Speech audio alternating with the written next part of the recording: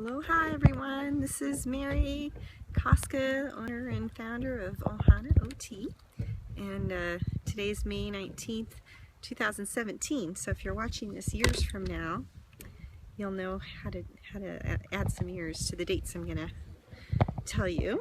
So I am right now in one of my favorite places. I'm on the north end of Lake Wenatchee, and up by Glacier Peak. The peaks aren't really showing up in the video very well though, but anyway, just been out for a good paddle, and I do some of my best thinking when I'm out on the water. And my kayak's turning, so I'm just gonna fix it here.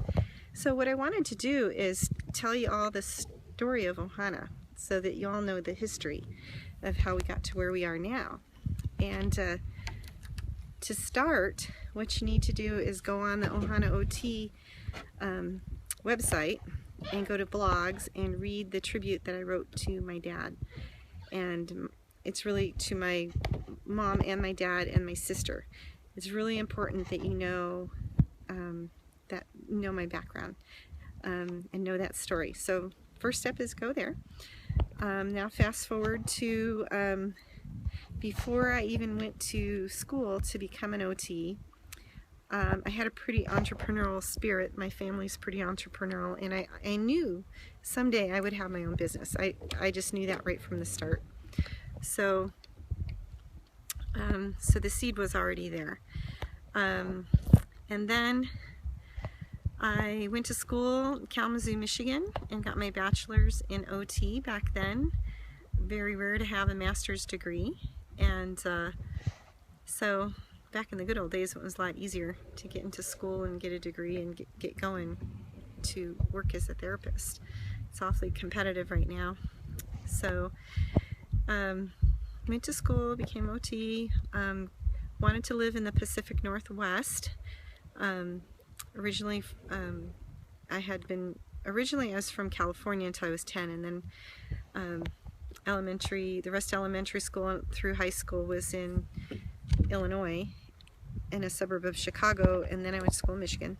So then we wanted to live somewhere really beautiful, so we decided on the Pacific Northwest, and the Rehab Cascade Medical Center in Leavenworth had a position open, so that was my first job. And then I went on, worked there for a couple years. Then I was a travel therapist and worked in, oh gosh, I think it was either 9 or 13. I think it was 9 different states in a matter of under 2 years. So I did a lot of traveling, learned a lot from my hungry mind. So that was a really good experience. Got some pediatric experience there, came back, went to work for the Education Service District. So I drove 1,000 miles a week for a number of years, and went to Grand Coulee and Nespelem and Omak and everything in between, and consulted and worked in the school districts with the kids. And then in '95, when I was pregnant with Lukash, who is now 20, then I got to work for 2 miles from my house for Cascade School District. And so I did that for 12 years. So, lots of pediatric experience. I was really happy in that job. And then I outgrew it and was ready to do something more interesting, and was pretty much thinking private practice at that point. Formed the LLC in 2008, and then but I was really happy. I started working for the Birth to 3 Center, the Pediatric Therapy Center in Wenatchee, and doing home visits with the little babies and toddlers, and loved it. So then I was like, oh, why do all that work? So I didn't move forward with the private practice at that point. And then they suddenly closed. And so that was kind of the kick in the butt I needed to get it going. But I also had to get back to making some money right away. So I went to work at a skilled nursing facility for a couple of years as I built the private practice slowly. So what I would do is I would do home visits in the morning, before and after work, and then worked at the skilled nursing facility. And it had been 17 years since I did that. So that was surprisingly very easy. I was really intimidated. but it really hadn't changed much in 17 years, which kind of surprised me. So then, so I loved working with kids. Corrine Sweet, Rini, was my first client because I was working with her when the Birth to 3 Center closed, and so you'll see a lot of pictures of her. Her mom was a photographer and took a lot of pictures kind of as a trade until I was able to bill for services. So then we grew and grew, and then I, after I think about maybe 2 years, I was at the point where I could not work for anybody else. At one point I was actually doing 7 different jobs because I really wasn't sure where all this was going to go. So I was doing functional capacity evals for Dr. Latimer, working for Highline, Colonial Vista, and Kashmir Convalescent, and teaching karate, which I still do now. I also had a gig with Rehab Without Walls, with a home visit with a gentleman who had Guillain-Barré syndrome, and Ohana, and I forget what else I was doing, but at one point there was like 7 different things because I was really kind of dabbling to kind of see where all this was going to go. But the private practice part took off, and within 2 years I was able to support my family, just me doing the home visits, and that was great. And then I moved up into having a treatment room in my home, and which is way up above Leavenworth, and I have to snowmobile there to get there in the winter, and literally people were coming up to 2 hours away, even in the winter, getting snowmobiled up to my house, which I think the kids liked anyway. But it was crazy. But after that, after doing that for about 6 months or so, I thought, yeah, people are willing to come to Leavenworth. So so then I opened the clinic that's in Leavenworth, which is right downtown, right behind the visitor center. So this is 2017. That one I opened in I opened 6 years ago. 6 years ago, March. And again, people were coming from as far as Tenasket, which is even more than 2 hours. So it was really successful. Again, it was all just me at that point. And then I hired Miss Emily, my friend, to be receptionist. So it was the 2 of us for a while. And I can remember the filing cabinet was about 1 drawer half full. I can remember that when I had Tracy, my student. So think about that, how much it's grown. So then 4 years ago, I opened the clinic in Wenatchee, and just exploded, grew really fast, and so really learned a lot very quickly about everything. So still learning. So grew very quickly, adding therapists, adding OTs, adding CODAs, adding support staff, etc., etc. And now there's about 10 of us between our support staff. And oh, the other place I was working was Kashmir School District. I had a contract with them for a couple days a week, and so I still have that. Mary Matson does it, and I just go up there 2 hours a week to supervise her.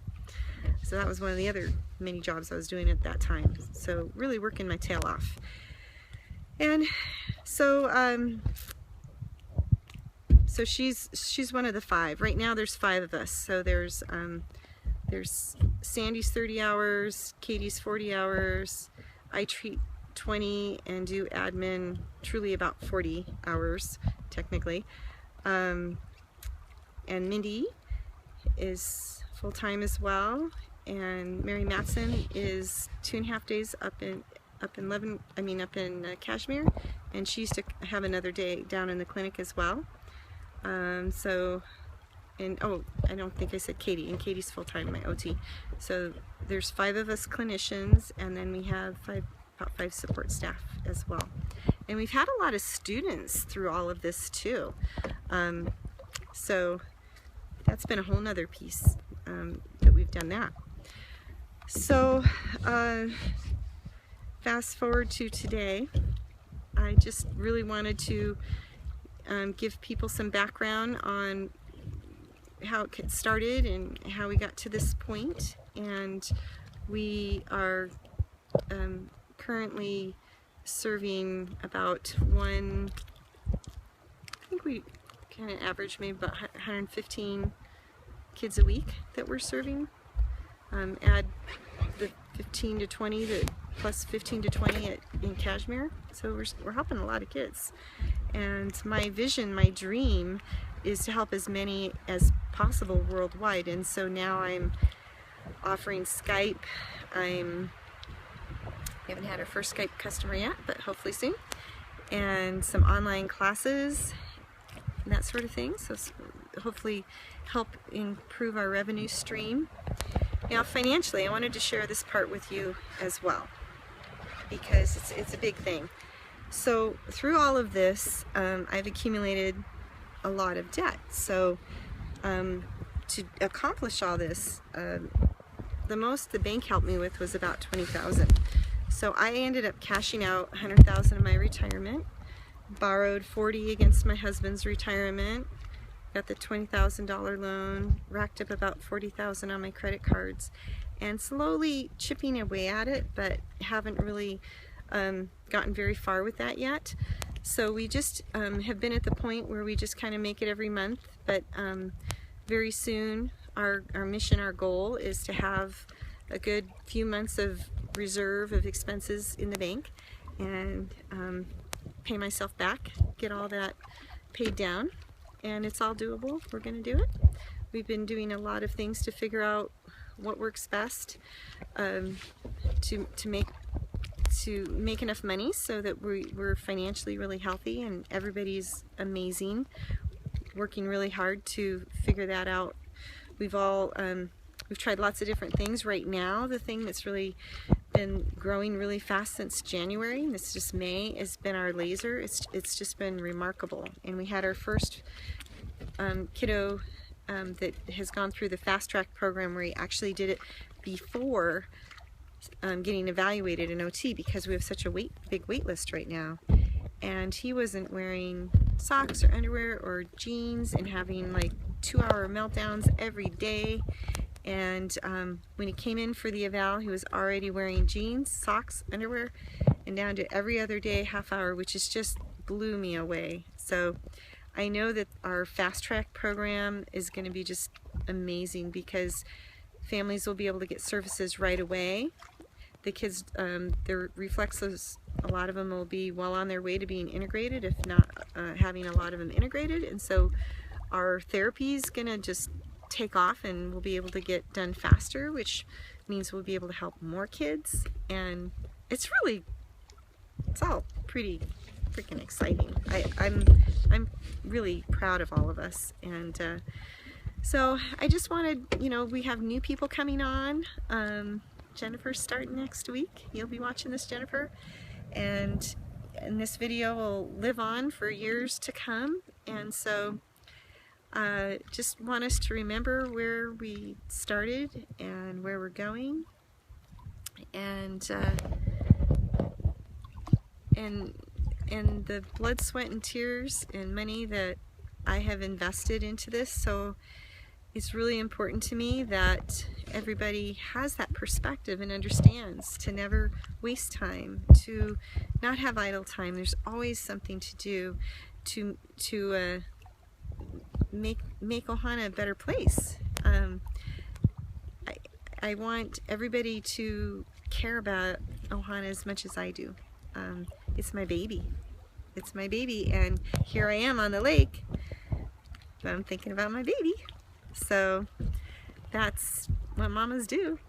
And I have a big dream of being able to have Ohana function without my direct hand in it, that you guys can function independently, and that will free me up to do some pretty extraordinary things, free me up to travel, to go to some third world countries and do some special work there, and just be able to retire at some point. I'm 52 now, so I'm thinking ahead. And